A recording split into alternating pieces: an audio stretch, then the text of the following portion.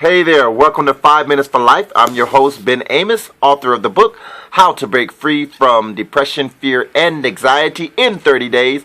And this is the channel where we discuss how to repair, how to reach forward, and how to respond to the greatness that lies in each and every one of us.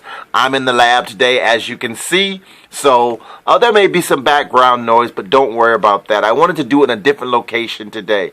Today I want to talk about, like the title says, what happened to Robin Williams. Now, what happened to Robin Williams, the great comedian, in fact, arguably one of the greatest comedians in the 20th century. I don't know anybody personally that does not like at least something that he has done. He was an amazing talent.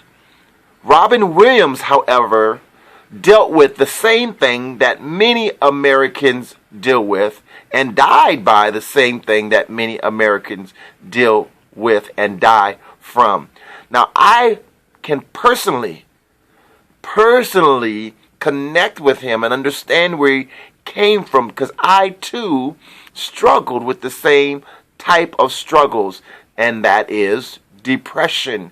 The only difference is I found the answer, and my challenges, by the grace of God, did not result in peril.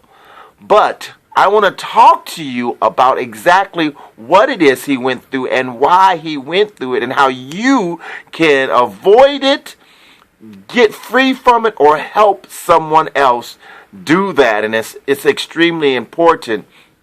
Robin Williams.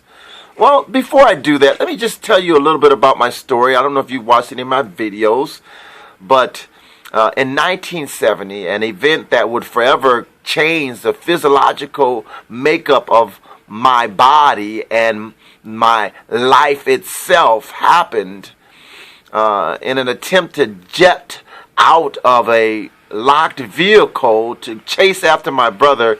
I was struck by a vehicle, by a drunk driver. As a result, the accident caused my right lung, the pressure from the automobile caused my right lung to explode and have to be removed. My face was ground into the gravel, so I had to have all kinds of reconstructive surgery, and then finally the head trauma caused my brain to have brain damage, resulting later in my life, or in my life as a child, all the way up to a teenager, in massive seizures and convulsions, and I was on all kinds of medication. And I share this with you because it's important for you to understand that traumatic events many times will catapult someone into this lifelong struggle. And so as a result of my accident, I was bullied and I was teased because I was a sickly, skinny, frail little boy. And I was picked on all the time and teased. And I tried my hardest to defend myself, and many times I lost. I learned eventually to fight. But this teasing and throughout my life, I was able to accomplish many things. I got along with teachers. I did good in school. I pushed myself physically. I got into drama and different things like that as I got older. I mean, I did things. It's not like I wasn't doing things. Like Robin Williams, he struggled with alcoholism and drug abuse and so many others, and he was able to even break free from those. Why? Because those things were symptoms, but they were not the root cause. The root is who we feel we are inside. We can have all the accolades and all of the people applauding us and giving us compliments, but if inside the mirror that we look at inside, we still see an ugly figure, it doesn't matter. You have to be changed from the inside out. God gave me the formula, and he showed me step by step how to use the restructuring, the reprogramming of my mind to reprogram my soul. and get free, but many people don't. The second thing that I relate with is that as a leader, as someone who is seen as a pillar of the community, someone who's seen as having all of this stuff and accomplishing all these things, you're not supposed to be struggling. You're not supposed to be depressed. You're not supposed to deal with mood disorders. You're supposed to be strong. And so he may have felt he was boxed into this world, that he didn't have anyone that he could reach out to, anyone that he could say, hey man, I am dying inside. Because he was supposed to be the strong one. And there's a stigma. There's a stigma to struggle. And this is how it's even more true inside the church.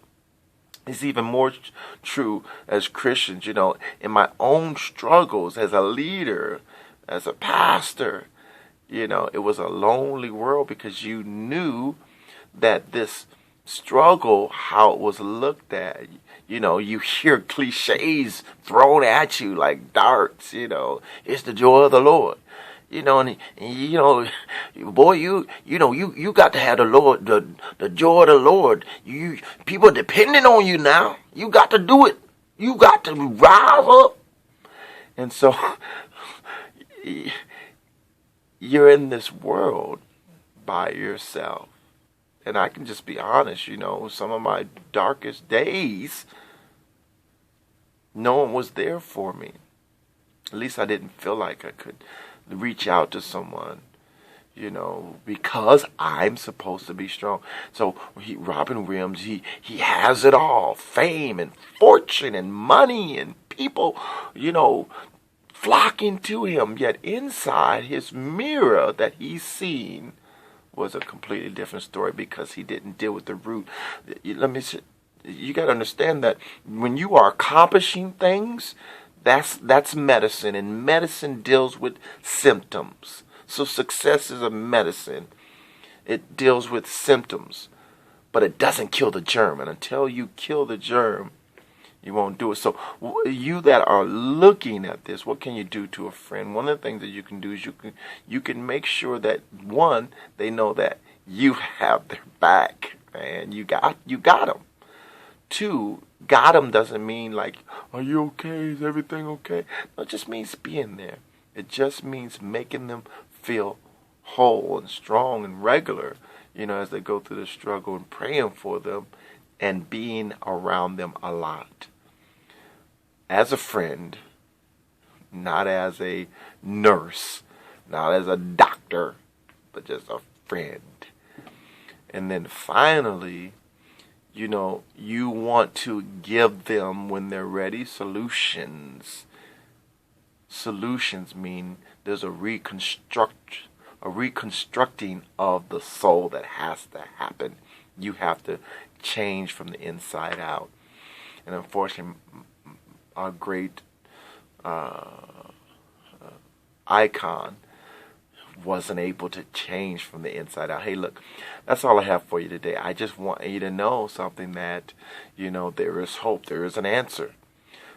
Go get the book. It has very strategic ways to begin to re-change and restructure your soul so that you get free from those things. How-tos, practical, everyday steps that you can take. We also have a blog that you can go on and get information. We're putting out how-tos in there all the time, how to help other people deal with this thing, because everybody struggles with depression and mood disorders at one level or another. And so we all need the same exact help.